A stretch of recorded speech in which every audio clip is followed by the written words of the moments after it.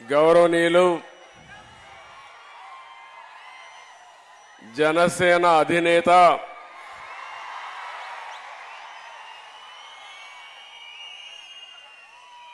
ప్రజలకు మేలు చేయాలనే ఆకాంక్షతో ఎల్లప్పుడూ పరితపించే వ్యక్తి పవర్ స్టార్ పవన్ కళ్యాణ్ గారు.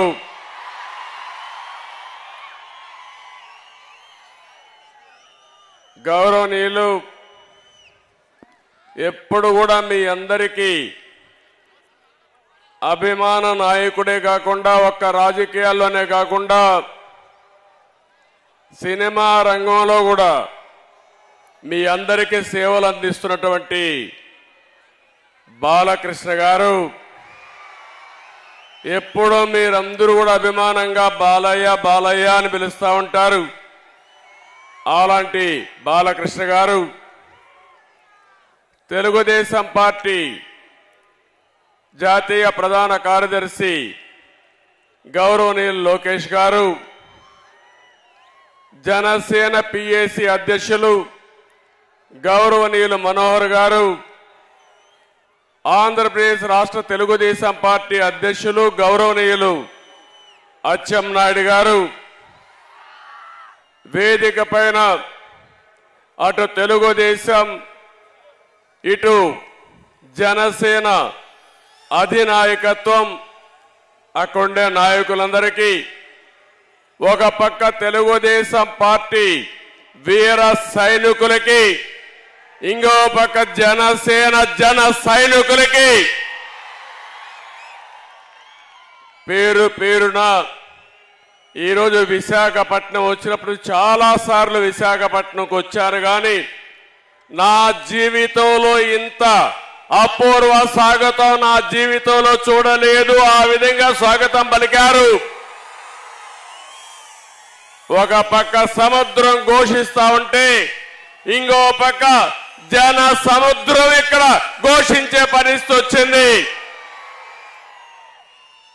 అలాంటి ఒక విశాఖపట్నమే కాకుండా ఉత్తరాంధ్రనే కాకుండా రాష్ట్రం నలుమూలల నుంచి వచ్చారు. యువగళం ఒక పక్క, ఇంకో పక్క ఎన్నికల యుద్ధ బేరీకి మోగించడానికి వచ్చినటువంటి సైనికులందరికీ పేరు పేరున మనస్ఫూర్తిగా నమస్కారాలు. అదే మాదిరిగా మీడియా ప్రతినిధులు కూడా నమస్కారాలు. ప్రత్యేకంగా యువగళం వాలంటీర్స్ కి మనస్ఫూర్తిగా నా అభినందనలు. ఈరోజు ఇంతమంది పేరు నాయకులందరూ మాట్లాడారు. నేనేం మాట్లాడాలో అన్ని విషయాలు కవర్ అయినాయి. ఒక పక్క మనసు విప్పి జనసేన అధినేత పవన్ కళ్యాణ్ గారు చాలా స్పష్టంగా చెప్పారు. గతంలో ఏ విధంగా రాష్ట్రం కోసం సహకరించింది, ఈరోజు మళ్ళీ ఏమి ఆకాంక్షించి తెలుగుదేశం జనసేన పొత్తు పెట్టుకుంటుందో చాలా స్పష్టంగా వారు చెప్పడం జరిగింది. ఇంకో పక్క లోకేష్ కూడా 226 రోజులు రాష్ట్రం మొత్తం తిరిగి ప్రజల సమస్యలను అర్థం చేసుకుని అధ్యయనం చేసి చాలా క్లుప్తంగా వారి అనుభవాలు కూడా చెప్పారు. మీరు ఒక విషయం మీరు గుర్తుపెట్టుకోవాలి. భారతదేశంలో పాదయాత్ర చేయడం ఎప్పుడు కొత్త కాదు. నేను పాదయాత్ర చేశాను, బస్సు యాత్ర చేశాను. ప్రజా చైతన్యాన్ని తేవడానికి మొట్టమొదటిసారిగా నందమూరి తారక రామారావు గారు చైతన్య యాత్ర చేశారు. అక్కడి నుంచి ఎన్నో యాత్రలు వచ్చాయి. 45 ఏళ్లు సుదీర్ఘ రాజకీయ జీవితంలో చూశాను. ఎప్పుడు పాదయాత్ర పైన దండయాత్ర చేసే సందర్భం ఎప్పుడూ లేదు. అది మొట్టమొదటిసారిగా ఈ సైకో జగన్మోహన్ రెడ్డి పరిపాలనలో చూశాను. ఎవరైనా పాదయాత్ర చేసి ఒక సమస్య పైన పాదయాత్ర చేసినప్పుడు ఒక పవిత్రమైన భావంతో చేసినప్పుడు చేతనైతే సహకరించాలి, చేత కాకపోతే ఇంట్లో పడుకోవాలి. కానీ పోలీసులు అడ్డం పెట్టుకుని ఎన్ని ఇబ్బందులు పెట్టారో కడాన నా ఎవరైతే యువగళం వాలంటీర్లు జైలుకు పోయి వచ్చారంటే, అటెంప్ట్ మర్డర్ కేసు పెట్టారంటే తమ్ముళ్ళు భయపడద్దండి. మీ కష్టాలు నేను చూసా. తప్పకుండా వడ్డీతో సహా తిరిగి అప్పజెప్పే బాధ్యత తెలుగుదేశం పార్టీ తీసుకుంటుందని చెప్పి కూడా నేను మీకు తెలియజేస్తున్నా. యువగళం జనగణంగా మారి ప్రజా గర్జనకు నాంది పలికింది. నేను ఈరోజు మనస్ఫూర్తిగా ప్రజలందరినీ అభినందిస్తున్నాను. మీలో ఉండే ఆవేదన, బాధ, ఆక్రోశం, ఆగ్రహం ఇవన్నీ కూడా యువగళంలో చూపించారు. రోజు రోజుకి ఉద్యమంగా ముందుకెళ్ళింది. ఈ కార్యక్రమంలో సహకరించినటువంటి తెలుగుదేశం పార్టీ, జనసేన కార్యకర్తల్ని మనస్ఫూర్తిగా అభినందిస్తున్నా. అదే సమయంలో ఈ కార్యక్రమాన్ని పూర్తిగా జయప్రదం చేసినటువంటి ప్రజలందరినీ మనస్ఫూర్తిగా ధన్యవాదాలు తెలియజేసుకుంటున్నాను. ఈరోజు యువత బంగారు భవిష్యత్తు ఉండవలసిన యువత ఈరోజు ఆంధ్రప్రదేశ్లో మనం చూస్తున్నాం. ఈ ముఖ్యమంత్రి చెప్పిన పని ఒక్క పని చేశారా తమ్ముళ్ళు అని మిమ్మల్ని అడుగుతున్నా. జాబ్ క్యాలెండర్ ప్రతి సంవత్సరం పెడతా అన్నాడా లేదా? జనవరిలో పెడతా అన్నాడా లేదా? 5 జనవరిలు అయిపోయినాయా లేదా? పెట్టాడా అని మిమ్మల్ని అడుగుతున్నా. ఒక్క ఉద్యోగం ఇవ్వలేదు. ఉండే పరిశ్రమలు పోయినాయి. మొత్తం యువత జీవితాల్ని నాశనం చేసే పరిస్థితికి వచ్చాడు. ఈరోజు ప్రపంచంలోనే తెలుగు యువత అగ్రస్థానంలో ఉంటే, అదే ఆంధ్రప్రదేశ్లో యువత అధఃపాతాళంలో ఉండే పరిస్థితి వస్తూ ఉంది. ఒక్క పరిశ్రమ రాలేదు. వచ్చిన పరిశ్రమలు పారిపోయినాయి. తరిమేసే పరిస్థితి వచ్చింది. ఇది చాలా బాధాకరం. నేను ఒకటే హామీ ఇస్తున్నా, యువతకు తెలుగుదేశం జనసేన అండగా ఉంటాం. ఉపాధి కల్పించే బాధ్యత, మీ భవిష్యత్తుకి భరోసా ఇచ్చే బాధ్యత మేము తీసుకుంటామని మరొక్కసారి హామీ ఇస్తున్నా. ఇంకో పక్క లోకేష్ని కూడా మనస్ఫూర్తిగా అభినందిస్తున్నా. ఒక పార్టీ అధ్యక్షుడిగా ఏదైనా ఒక సంకల్పం ఉంటే చిత్తశుద్ధితో పనిచేస్తే ప్రజలు ఆదరిస్తారు. అలాంటి కార్యక్రమానికి శ్రీకారం చుట్టాడు. ఒక పార్టీ అధ్యక్షుడిగా మనస్ఫూర్తిగా ఆయన చేసిన కృషికి అభినందిస్తున్నానని చెప్పి కూడా నేను మీకు తెలియజేసుకుంటున్నా. ఈరోజు పవన్ కళ్యాణ్ గారు చెప్పిన విషయాలు కానీ, ఇంకో పక్క బాలకృష్ణ గారు, లోకేష్ గారు మాట్లాడిన విషయాలు, అచ్చెన్నాయుడు గారు మాట్లాడిన విషయాలు నేను పూర్తిగా ఎండార్స్ చేస్తున్నాను. సుదీర్ఘ రాజకీయ చరిత్రలో ఎంతో మంది ముఖ్యమంత్రులు చూశాను. వారి యొక్క రాష్ట్రం కోసం వారు చేసిన పనులు చూశాను. కొంతమంది చేత కాకుండా పోతే వారిని విమర్శించే సందర్భాలు కూడా ఉన్నాయి. రాజకీయాల్లో ఎప్పుడు కూడా రాజకీయ వ్యతిరేకత ఉంటుంది తప్ప వ్యక్తిగత వ్యతిరేకత ఉండదు. ఈ విషయం మీరు గుర్తుపెట్టుకోవాల్సిన అవసరం ఉంది. ఈరోజు ఈ రాష్ట్రంలో చూస్తా ఉంటే విశాఖపట్నంలో ఉన్నాం మనం. విజయనగరం, భోగాపురం నియోజకవర్గంలో మీటింగ్ పెట్టుకున్నాం. ఇక్కడే విమానాశ్రయానికి నేను ఆ రోజు నాంది పలికాను. ల్యాండ్ అక్విజిషన్ కూడా చేశాను. అదే తెలుగుదేశం పార్టీ అధికారంలో ఉండుంటే 2020కే విమానాశ్రయం వచ్చేది. ఇప్పటికి కూడా రాలా. అంటే ఎలాంటి ప్రవర్తన చేశాడో మీరు గుర్తుపెట్టుకోవాల్సిన అవసరం ఉంది. ఉత్తరాంధ్ర మొత్తం ఈ 5 సంవత్సరాల్లో వైసీపీ కబ్జాలో నలిగిపోయే పరిస్థితి. నేను అన్ని విషయాలు ఇక్కడ మాట్లాడలేం కానీ ఈరోజు రాష్ట్రంలో ఉండే ప్రతి ఒక్కరికి విజ్ఞప్తి చేస్తున్నా, 5 కోట్ల ప్రజలకు విజ్ఞప్తి చేస్తున్నాను. మీరు ఆలోచించవలసిన అవసరం ఉంది.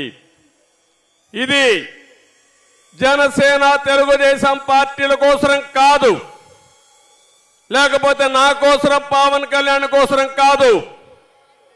5 కోట్ల ప్రజల భవిష్యత్తు కోసం, భావితరాల భవిష్యత్తు కోసం ప్రతి ఒక్కరూ ఆలోచించాల్సిందిగా నేను కోరుతున్నా.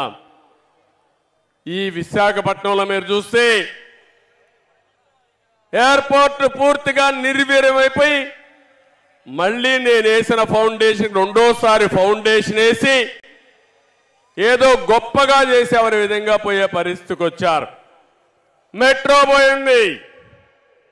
ఇంకో పక్కన విశాఖపట్నంలో వచ్చిన కంపెనీలన్నీ పోయే పరిస్థితికి వచ్చాయి. ఎప్పుడో సమైక్య ఆంధ్రప్రదేశ్లో హెచ్ఎస్బిసి ఐటీ కంపెనీ తీసుకొస్తే అది కూడా పారిపోయే పరిస్థితికి వచ్చింది. ఉత్తరాంధ్ర ఇరిగేషన్ ప్రాజెక్టులన్నీ ఆగిపోయినాయి. నేను అడుగుతున్నా ఈ ముఖ్యమంత్రిని, ఈ కొండే ప్రజానీకాన్ని, ఈరోజు మీరందరూ ఒకసారి చూస్తే ఈ ప్రభుత్వం వచ్చిన తర్వాత ఉత్తరాంధ్రలో అభివృద్ధి ఆగిపోయింది. ఎక్కడికక్కడ కబ్జాలు పెరిగిపోయినాయి, సెటిల్మెంట్లు పెరిగిపోయినాయి.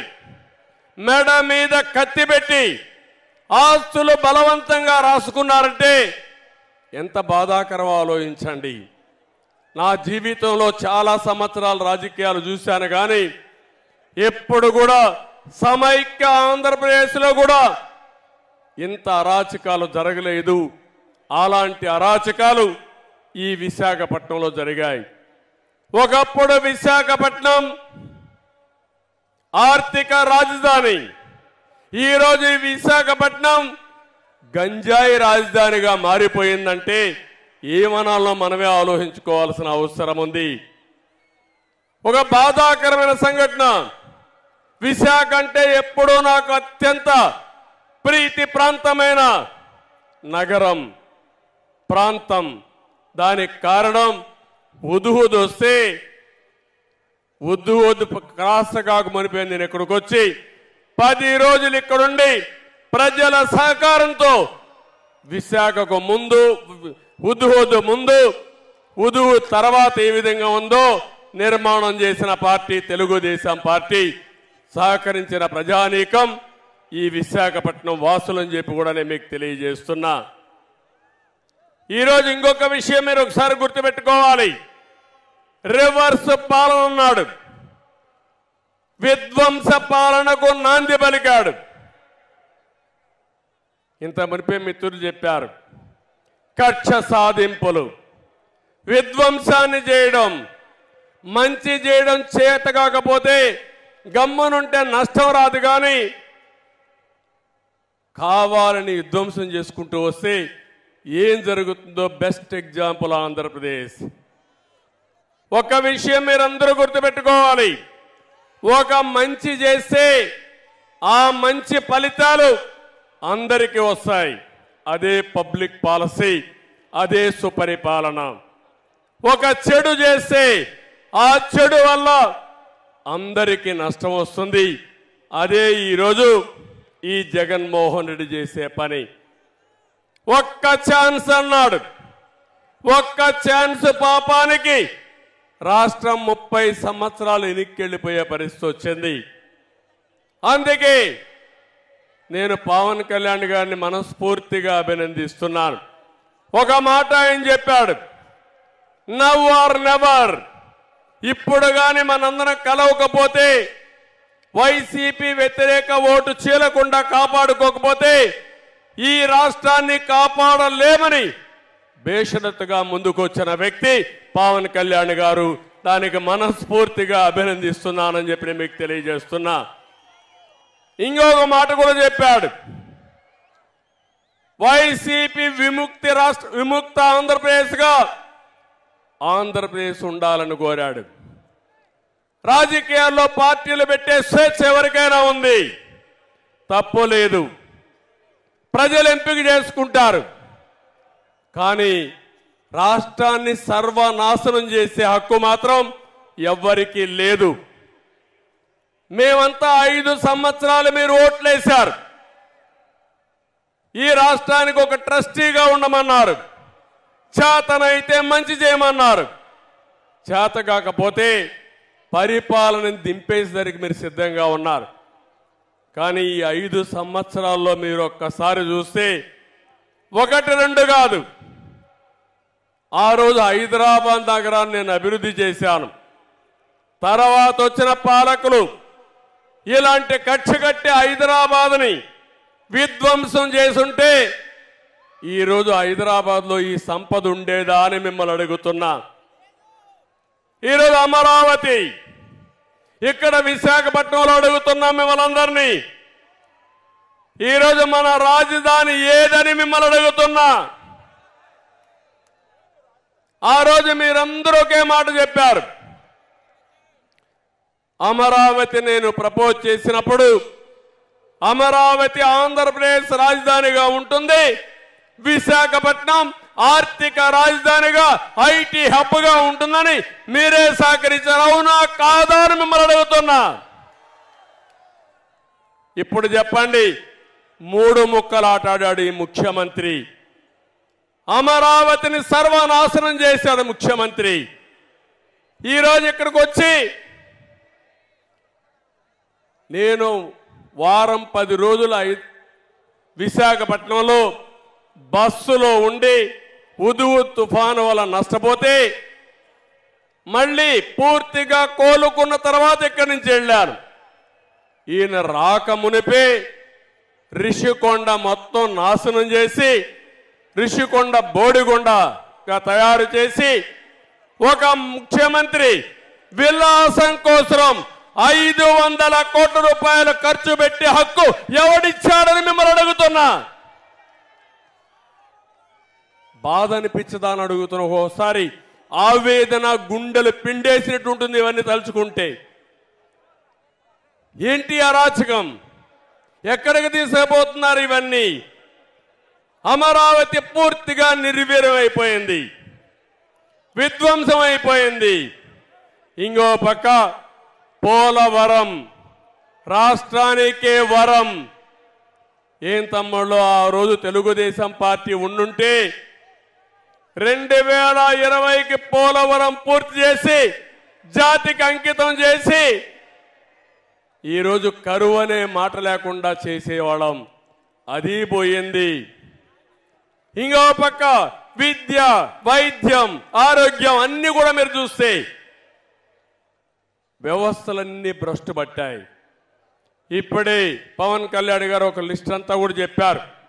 మేము మేనిఫెస్టోలో ఏమేం చేయబోతామో స్పష్టంగా ఆలోచించి తొందరలోనే ఉమ్మడి మేనిఫెస్టో తయారు చేస్తామని వారు చెప్పారు. రోడ్ల వ్యవస్థ పూర్తిగా భ్రష్టు పట్టింది. నేను ఒక్క సెక్టర్ చెప్పడం లేదు, రాష్ట్రంలో ప్రతి ఒక్క సెక్టర్ కూడా పూర్తిగా దెబ్బతిన్నాయి. ఎక్కడికక్కడ విధ్వంసం పాలయ్యే పరిస్థితి వచ్చింది. కడాన మీరు ఒకసారి చూస్తే ఇసుక, లిక్కర్ కానీ అన్ని విషయాల్లో కూడా స్వార్థం కోసం రాష్ట్రాన్ని భ్రష్టు పట్టించి మొత్తం దెబ్బతినే పరిస్థితికి వచ్చాం. వైఎస్ఆర్ కాంగ్రెస్ పార్టీ అబద్ధాల పునాది మీద నిర్మాణం చేసిన పార్టీ ఆ పార్టీ. నేను అడుగుతున్నా, ఎన్నికల ముందు ప్రత్యేక హోదా సాధిస్తానని చెప్పారా లేదా? మీరు సాధించారా అని అడుగుతున్నా. ఇంకో పక్క రైల్వే జోన్ సాధిస్తామని చెప్పారా లేదా? మీరు ఇచ్చారా అని అడుగుతున్నా. మద్యపాన నిషేధం పెట్టిన తర్వాతనే నేను ఓటడగతానని మద్యపానం పైన వచ్చే ఆదాయాన్ని తాకట్టు పెట్టి అప్పులు చేసే పరిస్థితికి వచ్చారు. సిపిఎస్ వారంలో రద్దు చేస్తా అన్నారు. చేశారని అడుగుతున్నా. 1-2 కాదు, బాబాయ్ హత్య జరిగితే ఆ హత్య వేరే వాళ్ళపైన వేసి హైకోర్టు స్టే తెచ్చుకొని సిబిఐ వద్దని కావాలని అడిగిన మీరు ఈరోజు సమాధానం చెప్పే పరిస్థితిలో ఉన్నారని అడుగుతున్నా. ఇవే కాకుండా బాధుడు అన్ని పెరిగిపోయినాయి. ఆ రోజు అన్ని విషయాల్లో ఏం చెప్పారో ఈరోజు ఏం చేశారో మనమే చూస్తున్నాం. నేను ఒకే ఒక విషయం చెప్తున్నా. ఈ రాష్ట్రంలో ప్రతి ఒక్కరూ ఇబ్బందుల పాలైపోయారు. ప్రతి ఒక్కరూ నష్టపోయారు. బాధ ఆవేదనతో ఎవరైనా బయట వస్తే వాళ్ళపైన తప్పుడు కేసులు, ఎవరైనా ప్రశ్నిస్తే వాళ్ళపైన వేధింపులు. ఇక్కడ వేదిక మీద ఉన్నారు, చాలా మంది ఉన్నారు. కేసులు లేని వాళ్ళు ఎవ్వరూ లేరు.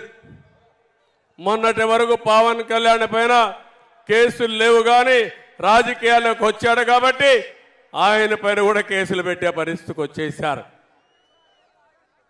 కనీసం నా జీవితంలో నా పైన ఎప్పుడు కేసులు లేవు, కానీ ఈరోజు కేసుల గురించి నేను మాట్లాడను. అవన్నీ కోర్టులో ఉన్నాయి కాబట్టి నేను మాట్లాడకూడదు, కాబట్టి నేను కేసులు కూడా మాట్లాడడం లేదు. ఇలాంటి పరిస్థితి చూస్తా ఉంటే ఈ రాష్ట్రంలో ప్రజాస్వామ్యంలో మనం ఉన్నామా అని నాకు అనుమానం వస్తుంది. ఎవరు ఇంట్లో స్వేచ్ఛగా బ్రతికే పరిస్థితి లేదు, స్వేచ్ఛగా తిరిగే పరిస్థితి లేదు. అన్యాయం జరిగితే ఇది అన్యాయం అని ప్రశ్నించే పరిస్థితి లేదు. మీ ఆస్తులు కబ్జా చేస్తే గొంతు మీద కత్తి పెట్టి రాయించుకుంటే ఇది తప్పని అడిగితే రక్షించే నాదుడే లేడు. ఇప్పుడు కూడా నేను చూస్తున్న పోలీసులు వాళ్ళు కావాలని చేయడం లేదు.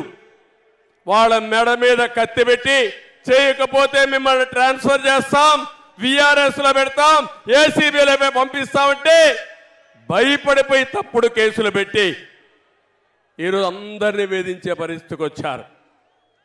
ఈ మధ్య కాలంలో కొంతమంది నన్ను కలిశారు, కలిసి బాధపడుతున్నారు, ఏడుస్తున్నారు. మా దగ్గర తప్పుడు పనులు చేయించారు, ఈ తప్పుడు పనుల వల్ల మాకు చాలా బాధ ఉందని మానసికంగా కుంగిపోయే పరిస్థితికి వచ్చారు. కొంతమంది కావాలని రేపు ఒక రోజు నేను ఆలోచించకుండా, మళ్ళీ ఎన్నికలు వస్తాయని ఆలోచించకుండా తప్పుడు పనులు చేయమంటే చేశారు. నేను ఒకటే చెప్తున్నా, అలాంటి వారిని మాత్రం ఎట్టి పరిస్థితుల్లో వదిలిపెట్టం. ఎక్కడున్నా సరే చట్టపరంగా వాడిని శిక్షించే బాధ్యత తెలుగుదేశం పార్టీ జనసేన తీసుకుంటామని చెప్పి కూడా నేను మీకు తెలియజేస్తున్నాను. అందుకే నేను అంటున్నా, మీరందరినీ కూడా రాష్ట్రంలో ప్రతి ఒక్క వ్యక్తి ఆలోచించండి. ఏదో మాకందరికీ ముఖ్యమంత్రి పదవులు కావాలనో అధికారం కావాలని కాదు. ఈ రాష్ట్రంలో ప్రజాస్వామ్యం కూని చేయబడ్డది. ఏ వ్యక్తి కూడా స్వేచ్ఛగా మాట్లాడలేకుండా, నచ్చిన పార్టీకి సహకరించే పరిస్థితి కూడా లేకుండా. ఒక్క విషయం మీరు గుర్తుపెట్టుకోండి, ఒంగోలులో మహానాడు పెట్టాం, బస్సులు రానియకుండా, మీటింగ్కి స్థలం ఇవ్వనీయకుండా నానా ఇబ్బందులు పెట్టారు. ఆ రోజు కూడా ఎక్కడికక్కడ ప్రజలైతే పెద్ద ఎత్తున వాహనాలు వేసుకుని సొంత వాహనాలతో ట్రాక్టర్లతో 2 రోజులకు 3 రోజులకు మునిపే ఆ వెన్యూకి చేరారు. ఈరోజు ఇక్కడ పెట్టాం, మీటింగ్ పెట్టాం. కేంద్రం ట్రైన్స్ కావాలంటే ఇచ్చారు, రాష్ట్రం మాత్రం ఆర్టీసీ బస్సు ఒకటి ఇవ్వాల. ఏం తమ్ముళ్ళు, 5 కోట్ల ప్రజలు ఆలోచించుకోవాలి. నీ మీటింగ్ పెడితే ప్రైవేట్ బస్సులు, ఆర్టీసీ బస్సులు ఇష్టానుసారంగా వాడతారు.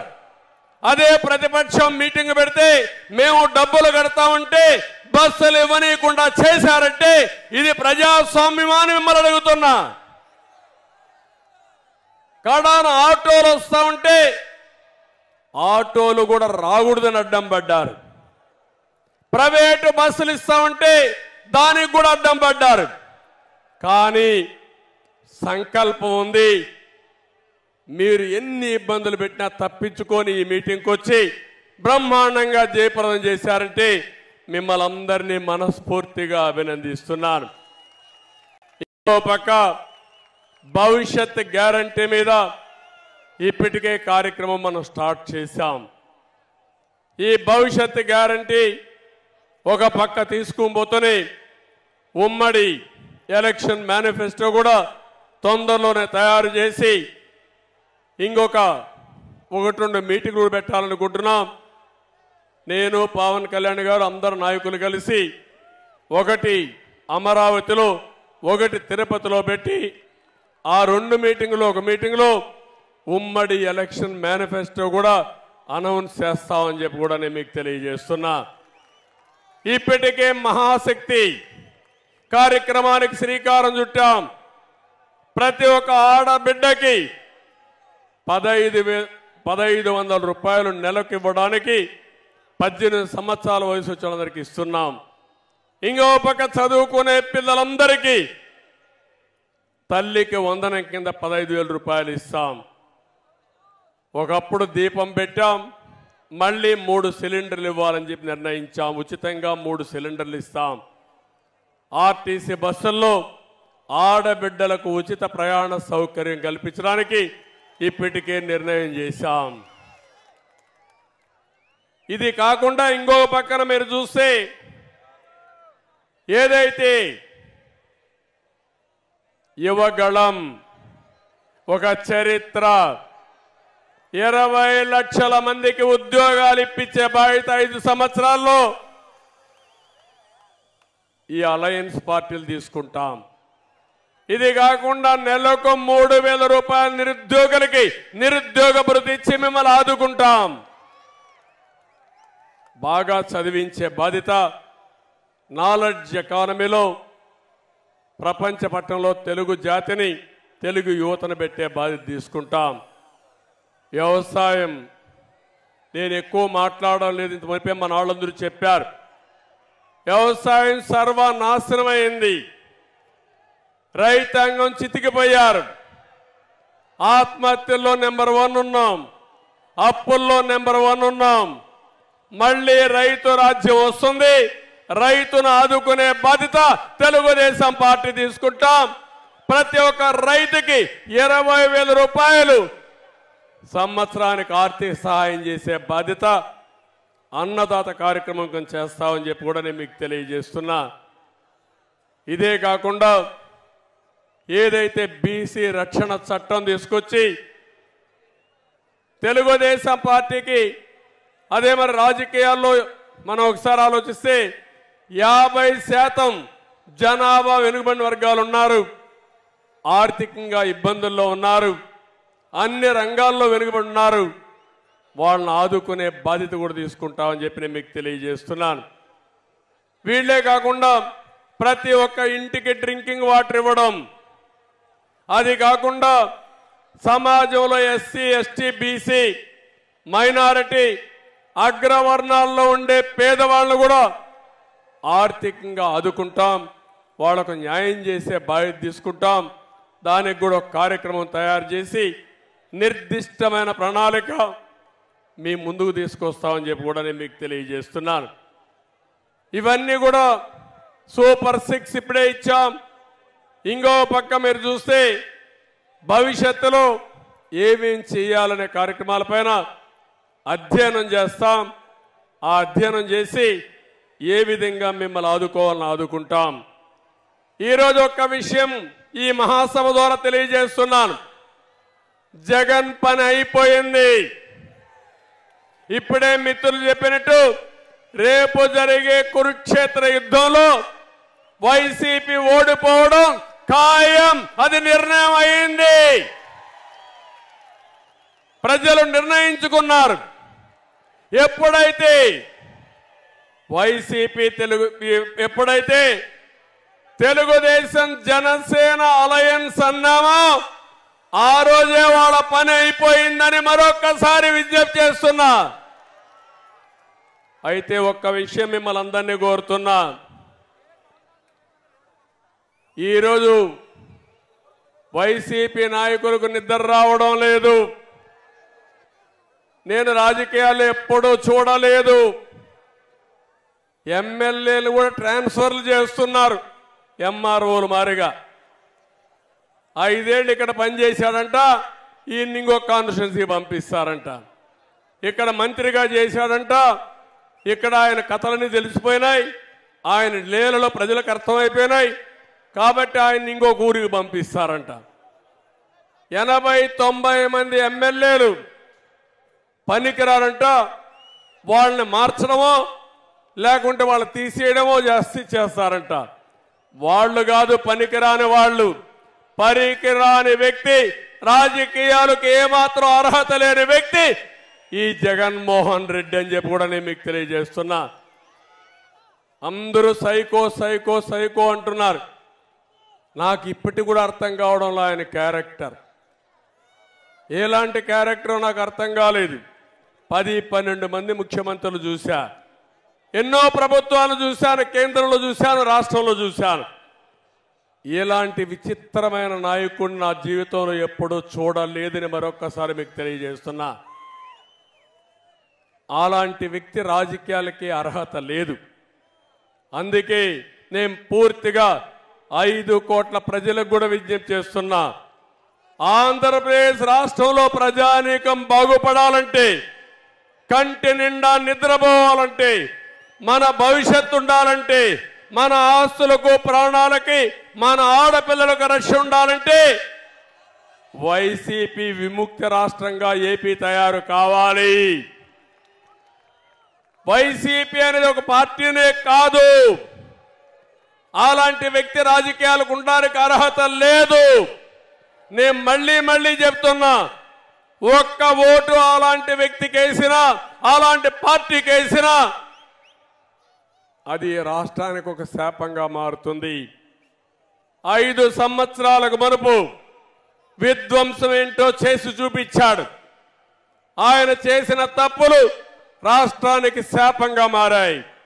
ఆ శాపాలే ఈరోజు మనందరం అనుభవించే పరిస్థితికి వచ్చాం. ఈ విషయం మీరు గుర్తుపెట్టుకోవాల్సిన అవసరం ఉంది. ఈరోజు ఇంకొక విషయం అందరినీ కోరుతున్నాను. రాష్ట్రంలో ఓట్ల దొంగలు పడ్డారు. అంటే మన ఓటు ఉంటే తీసేస్తున్నారు. అంటే తెలుగుదేశానికి జనసేన ఓటేస్తారంటే వాళ్ళని రిమూవ్ చేసేస్తున్నారు. ఇది చాలా భయంకరమైన విషయం. నేను ఎప్పుడు కూడా నా చరిత్రలో ఓటర్ లిస్టు ఈ విధంగా చేయొచ్చని కూడా నేను ఎప్పుడు ఆలోచించలేదు. ఎన్నికలప్పుడు అధికారులంతా ఓటర్ లిస్టు తయారు చేస్తారు. రాజకీయ పార్టీలు ఎన్నికల సమయంలో ఆ ఓటర్ లిస్టు తీసుకుని ప్రచారం చేసి ఎన్నికల్లో మనం గెలుస్తాం. ఈరోజు దౌర్భాగ్యం, ఓటర్స్ను కూడా మనం వెరిఫై చేసుకోవాలి. నా ఓటు ఉందా లేదా చూడాలి. అంటే ఎంత దౌర్భాగ్యమో ఈ రాష్ట్రంలో మీరు గుర్తుపెట్టుకోవాలి. దేశంలో ఏ రాష్ట్రంలో జరగనటువంటి సంఘటనలు ఈ రాష్ట్రంలో జరుగుతున్నాయంటే ఇది చాలా బాధాకరం. యువతకు పిలిపిస్తున్నా, మీరందరూ కూడా ఎవరైతే ఎలిజిబిలిటీ ఉండే ప్రతి ఒక్క యువత ఓటు ఎన్యూమరేట్ చేసుకోండి. ఆ ఓటు అనేది మీ జీవితాలనే కాకుండా రాష్ట్ర భవిష్యత్తును మారుస్తుంది. ఈ విషయం ప్రతి ఒక్కరూ గుర్తుపెట్టుకోవాల్సిన అవసరం ఉంది. మీరు ఏదైతే ఎప్పటికప్పుడు మీ సెల్ ఫోన్లో యూట్యూబ్ కానీ ఇవన్నీ బ్రౌజ్ చేస్తుంటారు, వెబ్సైట్లన్నీ బ్రౌజ్ చేస్తారు. ప్రతిరోజు ఒక్కసారి మీ ఓటు ఉందా లేదా అని చెక్ చేసుకోవాల్సిన బాధ్యత మనందరిపైన పడింది. 4 కోట్ల మంది ఓటర్స్ ఉన్నారు. ప్రతి ఒక్కరూ చెక్ చేసుకోమని, సహకరించమని, మీకు ఓటుంటే రేపు మీ ఓటు వేస్తే తద్వారా ఈ రాష్ట్రాన్ని కాపాడిన వాళ్ళు అవుతారు. ఈ విషయం కూడా మీరు గుర్తుపెట్టుకోవాల్సిందిగా నేను మిమ్మల్ని కోరుతున్నా. నేను ఒకే ఒక విషయం అందరికీ విజ్ఞప్తి చేస్తున్నా. మీరు ఒక అడుగు వేయండి, మేము 100 అడుగులు వేస్తాం. మీరు ఒక త్యాగానికి సిద్ధంగా అండి, మేము 100 త్యాగాలు చేసి ఈ రాష్ట్రాన్ని పైకి తేవడానికి ముందుకు వస్తాం. కానీ అట్లా కాకుండా మీరు చేసుకోండి, మాకేం సంబంధం లేదంటే రాష్ట్రం నష్టపోతుంది, భావితరాలు నష్టపోతాయని చెప్పి నేను మీకు తెలియజేస్తున్నా. ఒక ఆడబిడ్డకు విజ్ఞప్తి చేస్తున్నా. మీ పిల్లల్ని పెంచుతున్నారు, పెంచి బాగా చదివిస్తున్నారు. చదివించిన నీ బిడ్డకు ఉద్యోగం రాకుండా కడాన నీ కూలిపైన జీవనోపాధి కోసం ఆధారపడుతున్నానంటే బాధ ఇదా తల్లి అని మిమ్మల్ని అడుగుతున్నా. ఇంకో పక్క నీకు ఒక అమ్మాయి ఉంది, బయట వెళితే తిరిగి సురక్షితంగా వస్తుందని నమ్మకం లేని పరిస్థితి రాష్ట్రంలో ఉంది. ఇంకో పక్క చాలని ఆదాయంతో పెరిగిపోయిన నిత్యావసర వస్తువులు కానీ, ఇంకొక పక్క ఎక్కడికక్కడ ట్యాక్సుల ద్వారా చితికిపోయే పరిస్థితికి వచ్చారు. కరెంటు ఛార్జీలు అన్నీ పెరిగిపోయి. అందుకే ప్రతి ఒక్కరు ఆలోచించండి, 5 ఏళ్లకు మీ జీవన ప్రమాణాలేంటి? ఈరోజు మీ ఆదాయం పెరిగిందా? మీ ఖర్చులు తగ్గాయా? పొదుపు ఏమన్నా ఉందా? లేకపోతే మీ కష్టాలు పెరిగాయని ఆలోచించి నిర్ణయం చేయాల్సిన పని మీ అందరిపైన ఉంది. ఒక యువతను కోరుతున్నా. నేను నిన్న మొన్న చూశాను, ఎక్కడ పోయినా యువత 18 సంవత్సరాల నుంచి 30 సంవత్సరాలు ఉండే యువత ఎక్కడ చూసినా ముందుకు వస్తున్నారు.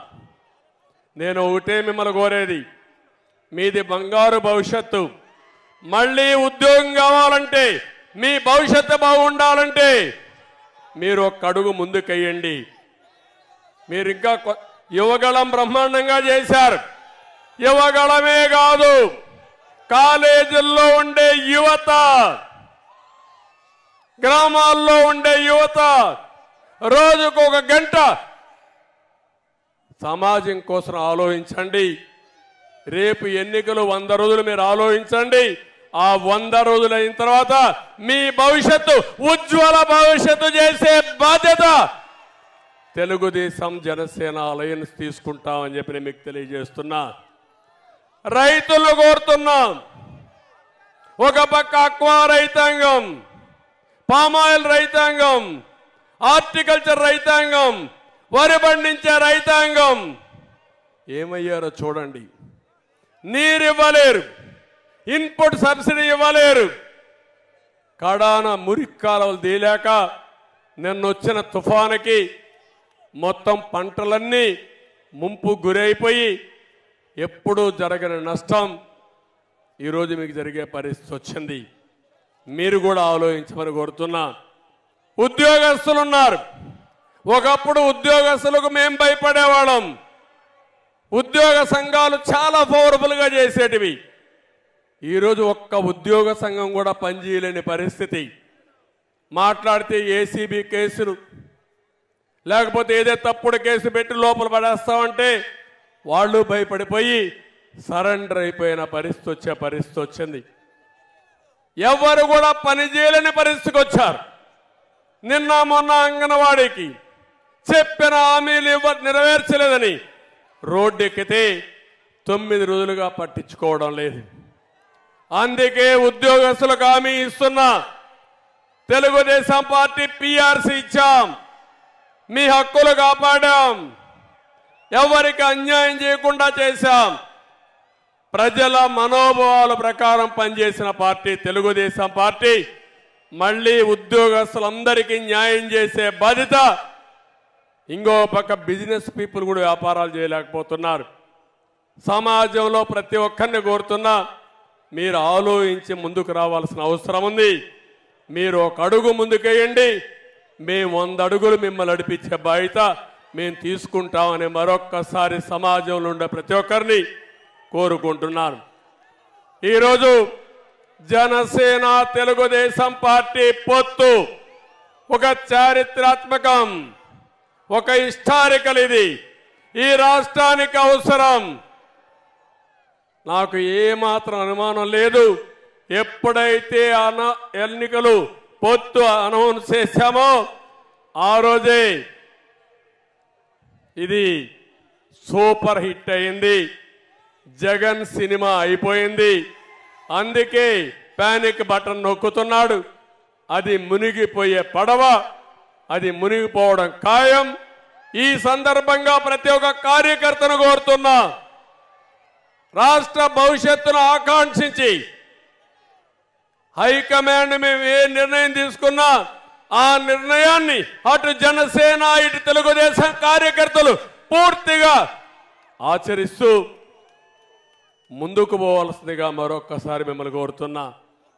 జన సైనికులకి తెలుగుదేశం పార్టీ వీర సైనికులను కోరుతున్నా, కలిసి పనిచేయండి, 100 రోజులు పనిచేయండి. ఆ తర్వాత మిమ్మల్ని ఏ విధంగా కాపాడుకోవాలి, ఏ విధంగా ఆదరించాలి, ఏ విధంగా గుర్తించాలో గుర్తించే బాధ్యత తెలుగుదేశం పార్టీ తీసుకుంటామని మరొక్కసారి హామీ ఇస్తూ ఈరోజు మిమ్మల్ని అందరినీ ఒకటే కోరుతున్నా. మీ ఉత్సాహం చూసా, మీ అభిమానం చూసా నా జీవితంలో ఎప్పుడు కూడా మర్చిపోలేను. తప్పకుండా గుర్తుపెట్టుకుంటా. నా 40 సంవత్సరాల అనుభవంతో రాబోయే 5 సంవత్సరాల్లో ఎక్కడా లేని విధంగా అభివృద్ధి చేసి మేము మీ రుణం తీర్చుకుంటామని మరొక్కసారి మీ అందరికీ హామీ ఇస్తూ మీ అందరికీ నమస్కారాలు. జై హింద్. అదే సమయంలో తెలుగుదేశం జనసేన పొత్తంటే జిందాబాద్ అని గట్టిగా చెప్పాలి. తెలుగుదేశం జనసేన పొత్తు, జనసేన తెలుగుదేశం పార్టీ పొత్తు. థ్యాంక్ యూ అనండి. ఈ వీడియో మీకు నచ్చినట్టయితే లైక్ చేయండి, షేర్ చేయండి, కమెంట్ చేయండి, సబ్స్క్రైబ్ చేయండి.